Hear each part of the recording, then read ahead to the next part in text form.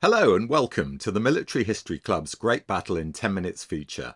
Today I'm going to be talking about the Battle of the Plains of Abraham near Quebec City on the 13th of September 1759 that was fought between a British force under Major General James Wolfe and a French army under the Marquis de Montcalm. The battle cost Wolfe his life, but ultimately secured Canada for the British Empire. Fought towards the latter stages of the 7 Years' War between France, Austria and Russia on the one hand, and Britain and Prussia on the other, the clash in Canada was the culmination of Wolfe's 3-month amphibious campaign to capture Quebec City in what was then known as New France. Transported up the St. Lawrence River on a fleet of 49 naval ships and 140 smaller craft, Wolfe's army had landed on the Ile d'Orléans to the north of the city in late June 1759. But all attempts since then to invest the city from downstream had failed, prompting Wolfe's subordinate commanders to lose faith in his leadership. Running out of time, Wolfe decided to land his army upriver from the city and choose a cove, the Anse au Foulon, at the foot of a steep cliff that the French would never consider a viable line of attack. Wolfe's plan of attack depended on secrecy and surprise, so the landing took place in the early morning of the 13th of September. Somehow, Wolfe's vanguard of light troops managed to struggle their way up the steep 200-yard-high cliff, their feet sliding on the loose shale, their hands clutching at the bushes that covered its surface. At the top, they swung to the left and engaged and quickly overwhelmed the French sentries, wounding their commander and driving the survivors into a neighbouring field of corn. By now, the support battalions had landed and were hurrying up the path and slope. As soon as we gained the summit, recalled the Lieutenant Knox of the 43rd Infantry, all was quiet and not a shot was heard, owing to the excellent conduct of the light infantry under Colonel Howe. It was by this time clear daylight. At 5:30 a.m, while part of his force tackled a nearby coastal battery, Wolfe marched the rest of his men northeast towards Quebec City across gently rising ground, chiefly cornfields and scrub, known as the Heights or Plains of Abraham.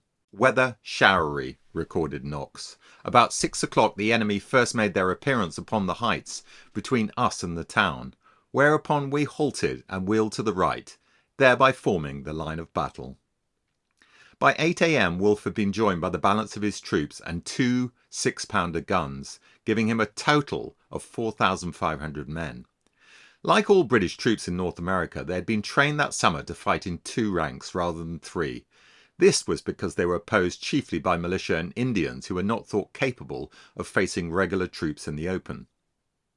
Not that Wolfe had any option but to spread his force thin at Quebec, thanks to, as one corporal put it, the smallness of our number as well as the quantity of ground we had to cover to secure our flanks. Even then his men were placed in open order with a gap of 3 feet between files and 40 yards between battalions, a formation that would become famous in the 19th century as the Thin Red Line. Wolfe himself was stationed on a small knoll to the right of the main line. Monckton, the senior brigadier, commanded the right of the line, Murray the centre, and Townsend the left flank.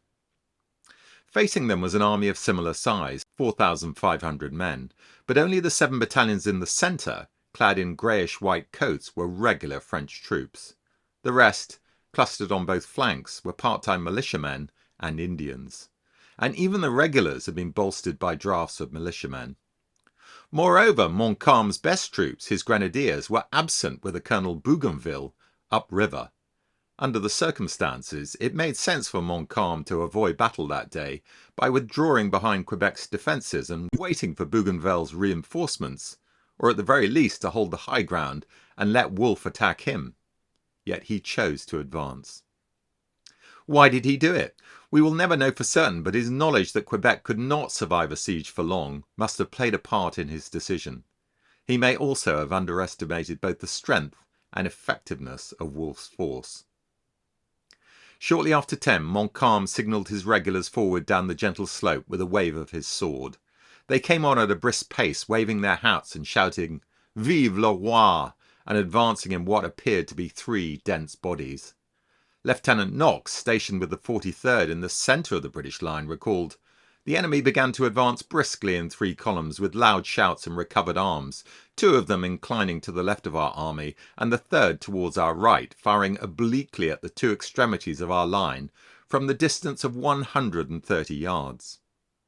Though many of the shots flew high, this initial fusillade caused a number of casualties. Wolfe himself was shot in the wrist, the bullet severing his tendons, but he simply bound it up with a handkerchief before exhorting his men near him to stand firm.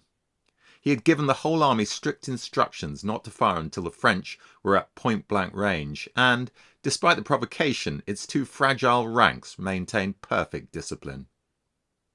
Nearer came the French, firing all the while, yet still the redcoats stood immobile, their double-shotted muskets shouldered, waiting for the order to fire. As the French got ever closer, 100 yards, 90, 80, it seemed as if the weight of their columns was bound to punch a hole through the British line. But already the French ranks were beginning to lose their cohesion as the rough ground prevented them from redeploying from column into line. Skirmishers got mixed up with the advancing troops, and the drafts of militiamen reverted to type by taking cover, Indian fashion, once they had fired.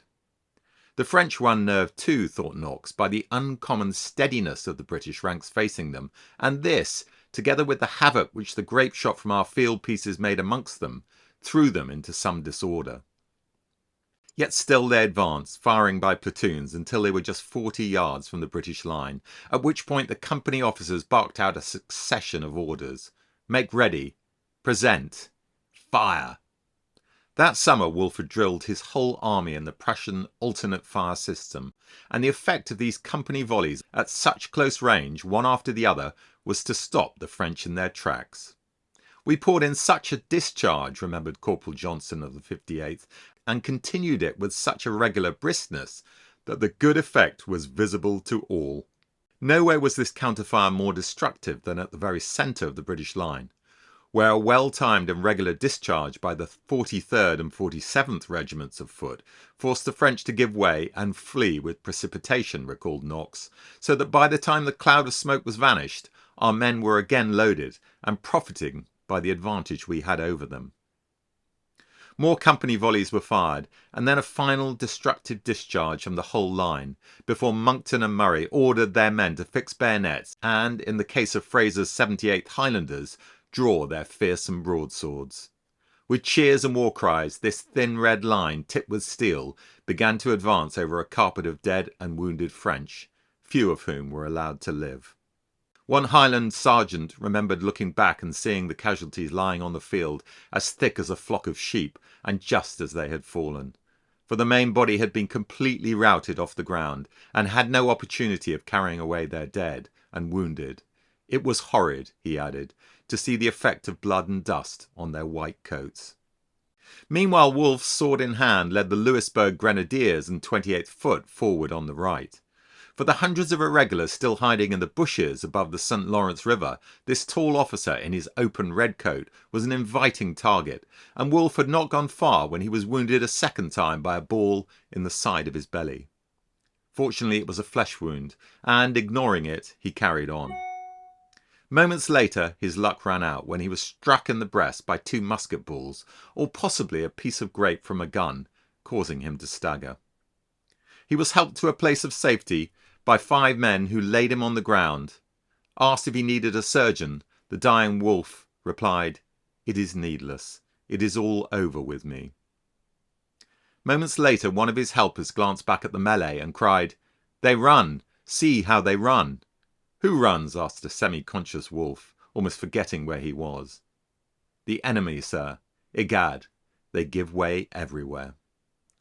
The words returned Wolfe to the moment, and his response was typically professional. "Go one of you, my lads, to Colonel Burton," he gasped. "Tell him to march Webb's regiment with all speed to Charles's River to cut off the retreat of the fugitives from the bridge." Then, certain in the belief that the battle was won and his reputation secure, he turned on his side and uttered, "Now God be praised. I will die in peace."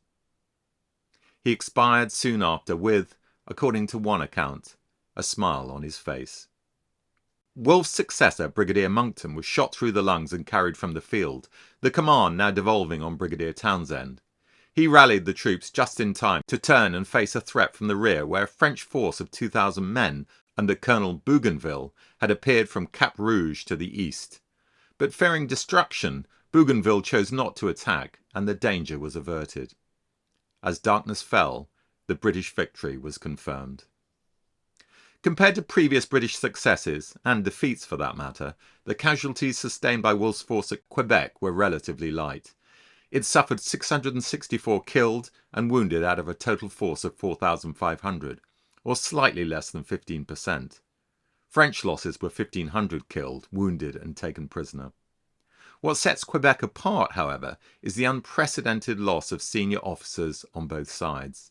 The French commander, Montcalm, was mortally wounded during the retreat of his regular troops, struck by a shell fragment as he tried to negotiate the unruly mob at the St. Louis gate to the city, and died in Quebec a day later. His second-in-command was also killed during the battle, as was the commander of the Canadian militia on the right.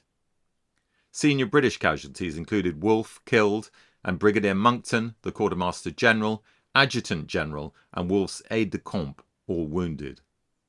News of Wolfe's victory and the subsequent fall of Quebec were received in London on 16 October with a mixture of delight and relief. Celebrations erupted on a scale not seen since the Battle of Blenheim in 1704. Bonfires blazed, cannon boomed, bells rang out and toasts were drunk, including one in Bradford upon Avon to our brave countrymen in America and the immortal memory of their late brave commander, General Wolfe. Thank you.